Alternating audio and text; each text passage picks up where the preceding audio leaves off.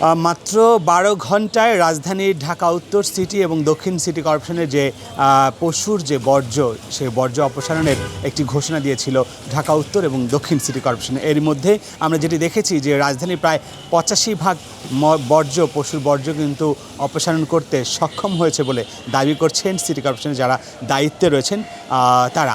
আমি একটু জানিয়ে রাখি যে আপনারা এর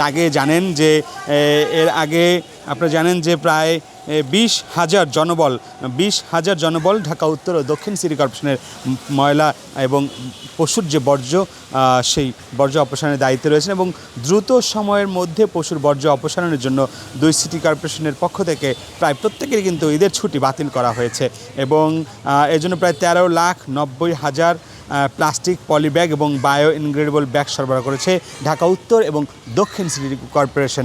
আমরা যেটি দেখেছি যে সকাল থেকেই রাজধানীর প্রায় প্রত্যেকটি পাড়া মহল্লায় কিন্তু পশু কুরবানি হচ্ছিল এবং সেই পশু কুরবানির যে বর্জ্য আমরা দেখি যে প্রতি বছরই কিন্তু তাদের যে লক্ষ্যমাত্রা থাকে এবং তাদের যে নির্দিষ্ট যে সময়সীমা থাকে সে সময়সীমার মধ্যেই তারা চেষ্টা করেন। সকাল থেকে কি পরিমাণ এলাকার ময়লা সংগ্রহ করছেন? রাস্তায় এখন কেমন ময়লা আছে, কি অবস্থা? রাস্তায় এখন বর্তমানে আমরা এলাকার ময়লাটা মানে ভিতরের সাইডে যে ময়লাটা ছিল এটা আমরা পিক আপ দিয়া গাড়ি দিয়া ভ্যান গাড়ি আসছিল, ভ্যান গাড়ি দিয়ে আমরা নিয়ে আসছি। তো এখন রাস্তার মেন রাস্তায় যেটা এটা তো আনতে আমাদের সময় লাগবে না, তো আমাদের গাড়ি আসবে যখন খালি গাড়ি থাকে আবার হাফ গাড়ি থাকে ওটাতে বইরা আমরা নিয়ে আসি। তো আমরা এখন মোটামুটি ক্লিয়ার, ভিতর সাইড ক্লিয়ার। যারা গরু কুরবানি দিতে আছে আমরা বলছি এক পাশে চাপায় রাখেন, আমরা যদি আজকে নেওয়ার সম্ভাবনা হয় তাহলে আমরা নিয়ে যাব, আর যদি অনেক রাত হয়ে যায় তাহলে আমরা কালকে সকালে নিব। তো ওনারা বলছে যে সকালে নিতে হবে না, আপনারা এখনই নিয়ে যান। আমরা আরও গাড়ি পাঠিয়ে দিছি, ওই গাড়িতে বইরা নিয়ে আসবে। সিটি কর্পোরেশনের কোনো নির্দেশনা আছে যে আজকের মধ্যে শেষ করতে হবে?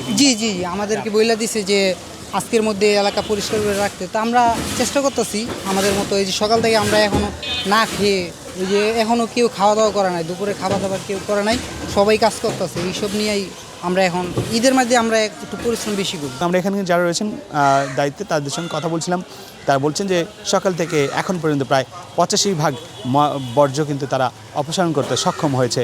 তো রাজধানীর বর্জ্য অপসারণ বিষয়ে এই ছিল আমার কাছে সর্বশেষ তথ্য। এই ঈদে জামা জুতো অ্যাক্সেসরিজের ডিসকাউন্ট।